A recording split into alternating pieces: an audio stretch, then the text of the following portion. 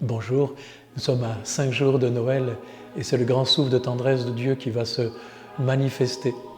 Marie, la mère de Dieu, vient d'apprendre de l'ange que Élisabeth, sa cousine, sa vieille cousine, est enceinte. Elle est à son 6e mois. Alors, c'est assez magnifique de voir Marie, qui est pleine de grâce déjà, plutôt que de rester chez elle, s'en va sauter les montagnes vers la maison de Zacharie et Élisabeth.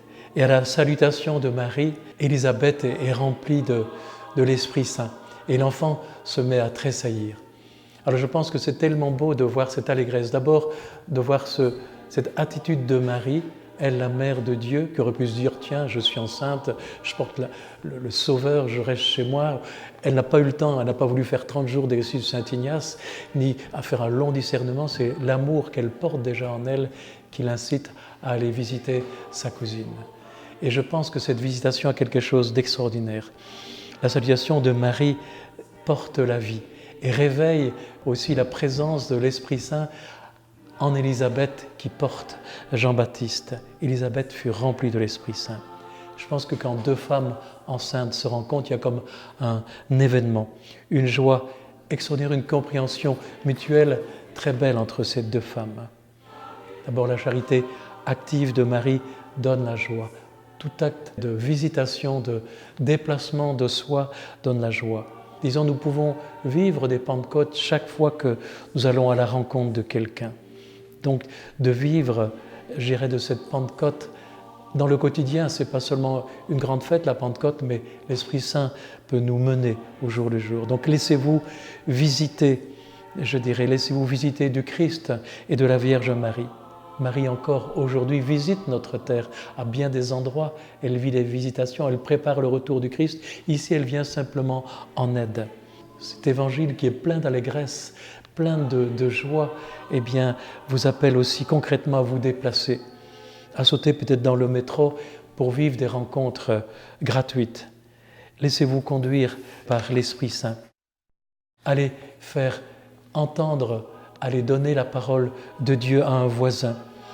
Beaucoup de familles attendent une visite de joie.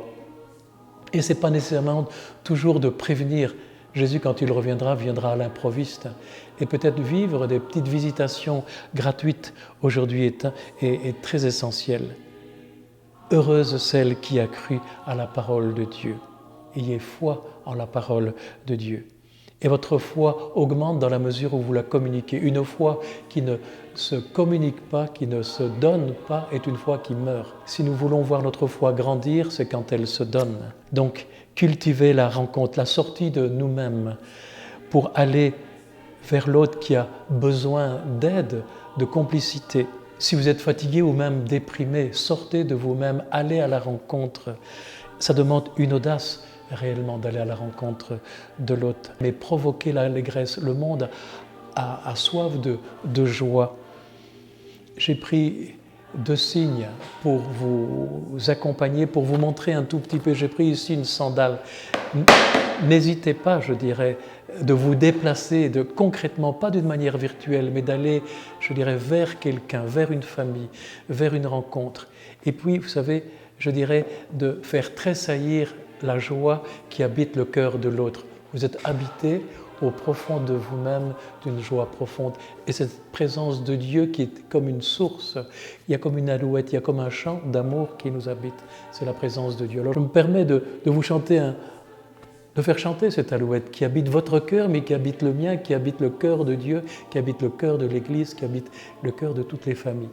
Alors je vous chante un petit mot d'allégresse de la part de Jésus avec la Vierge Marie.